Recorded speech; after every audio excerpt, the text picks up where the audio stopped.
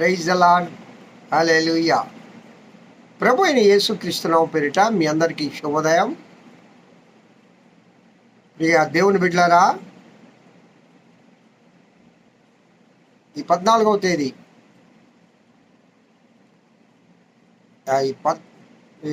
ఈ యొక్క 13వ తేదీ సండే పునరుద్ధార దినంలో 25వ సంవత్సరంలో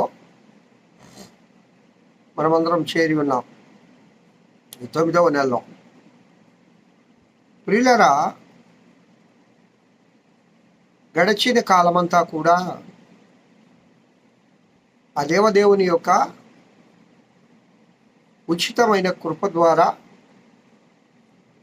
మన ఆయుష్ పొడిగించబడి మన జీవితములో దినములు, వారములు, నెలలు, సంవత్సరములు గడిచిపోతూ ఉన్నవి. ఈ లోకంలో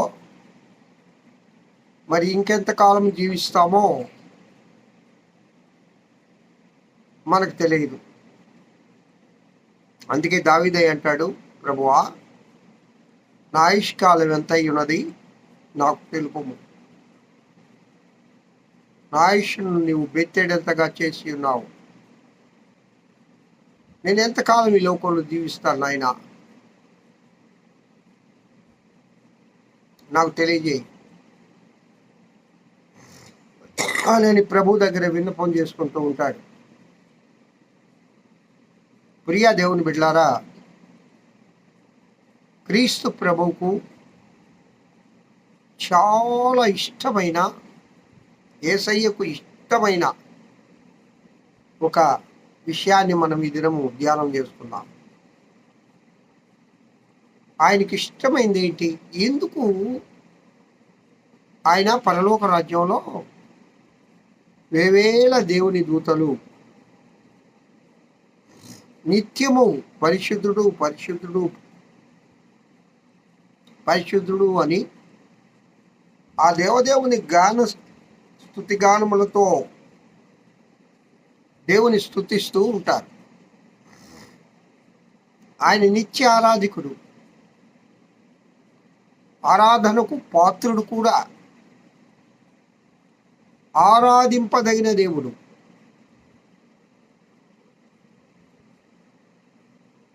ప్రియా దేవుని బిడ్డలారా,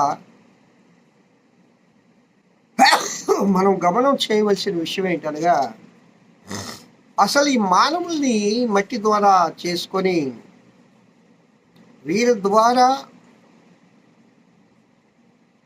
ఆయన స్తుతులు అందుకోవాలని ఎందుకు కోరుకున్నాం? మహిమ శరీరం కలిగిన దేవుని దూతలు అనేక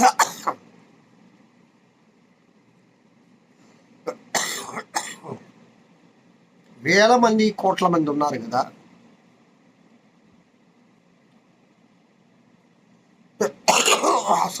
అసంఖ్యాకులు అంటావు. మరి దేనికోసరము ఈ మానవులను దేవుడు చేసుకున్నాడు?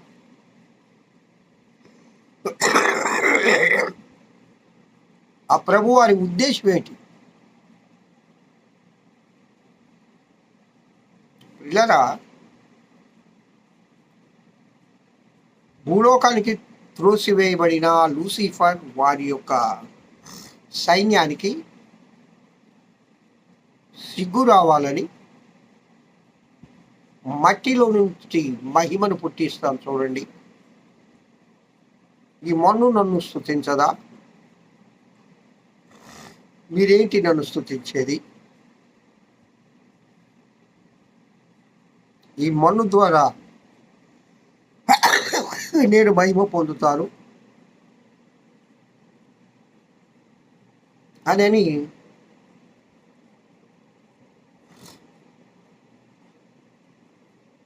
ఆయన రూపంలో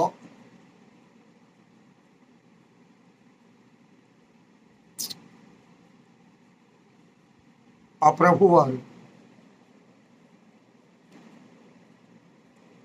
ఈ మానవుని చేసుకున్నాడు.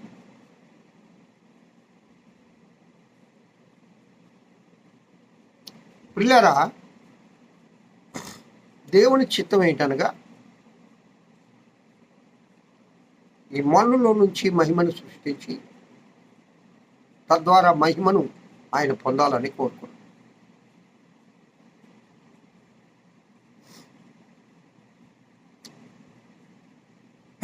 అయితే మానవులమైన మనం, దేవుని చేత ఏర్పాటు చేయబడిన మనం, దేవునికి చెందవలసిన మహిమను, ఆయనకు చెల్లించవలసిన ఘనతను, ఆయనకు చెల్లించవలసిన స్తుతి బలి, స్తోత్ర బలి, ఆరాధనా బలి, ఇవన్నీ కూడా చెల్లించకుండా రూపము లేని, ఆకారము లేని దేవుళ్ళు కానీ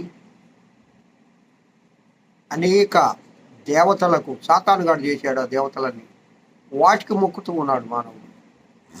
ఇక్కడ దేవుడు దుఃఖాక్రాంతుడైపోతూ ఉన్నాడు. అసలు నేను ఈ మానవులను ఎందుకు చేసుకున్నాను?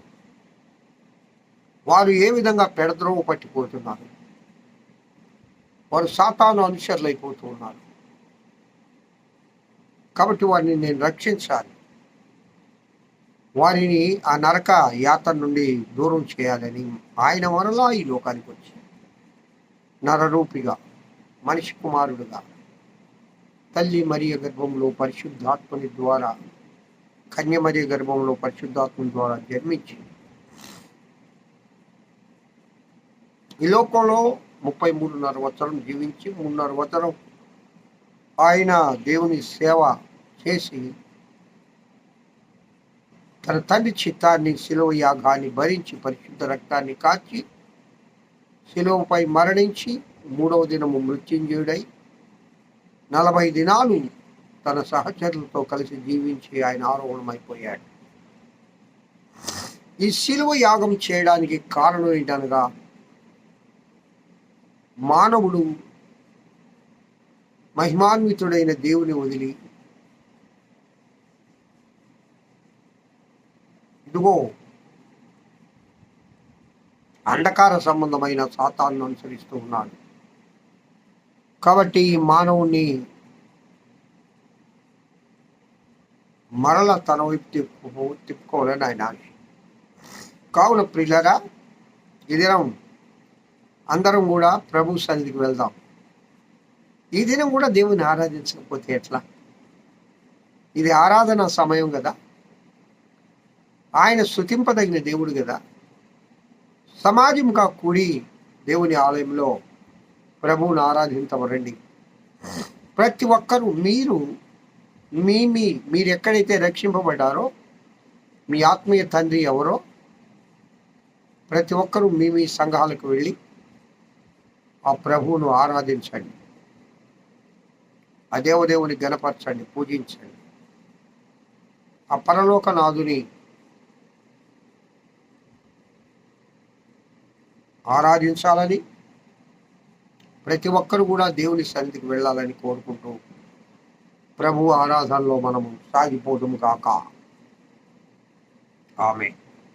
మహోన్నతుల స్తోత్రం. వాక్యం ఇటువంటి బిడ్డలందరినీ దీవించి ఆశీర్వదించమని, ఈ దినం ప్రభువా మేమంతా మీ సన్నిధిలో చేరి మిమ్మల్ని ఆరాధించి మహిమపరిచే కృప దయచేయమని యేసు నామమున పేరిట వేడుకొంచున్నాను తండ్రి. Amen. Praise the Lord. Have a good day. ఆ దేవదేవుని కృపాక్షేమములే మీ వెంట వచ్చును గాక.